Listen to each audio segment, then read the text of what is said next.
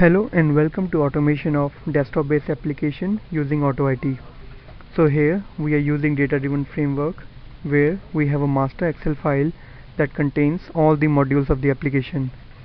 So for each module there is a run mode, and if run mode is set to yes, control will switch to that particular module and will look for test cases for which run mode is set to yes.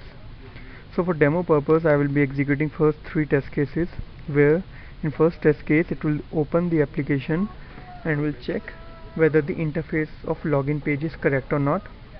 In second test case it will try to log in with invalid username and will check whether proper warning message appears or not. In third test case it will try to log in with valid username and will check whether user is able to log in or not. So I will be selecting these 3 test cases using the AutoIT utility that we have created. Next we have the screenshot folder that contains screenshot for all the failed test cases. We have the test data folder that contains the test data sheet. So if running test case requires test data, so it will pick up the test data from this test data sheet.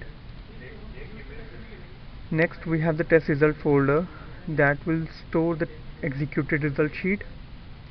We have our all scripts defined in the test script folder. Now I will run the automation setup.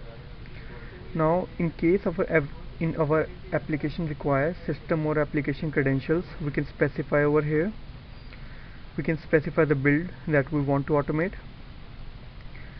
Then we can specify the module that we want to run.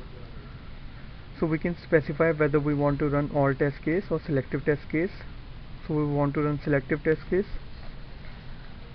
So I have selected first 3 test cases that I want to run, and for demo purpose I have marked second test case as failed, so I have given wrong assertion so that it will generate a screenshot and I can show to you. So I have started the automation process. So it first created the result sheet.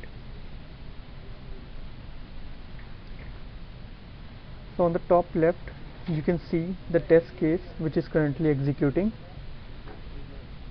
and once the execution is over it will give us a window from where we can see our test cases which are passed or failed.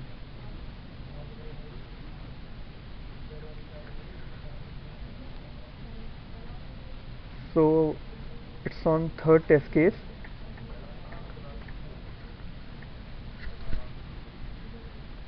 So user is able to log in. So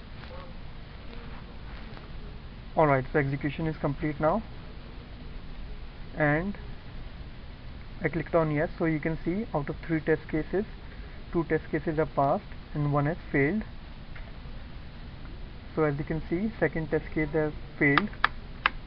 It's failed, and in screenshot column you can see the link of the screenshot where the screenshot is taken, and along with that you can see the date and time when the test case was passed or failed. So if we go to screenshot, we can see the screenshot for it.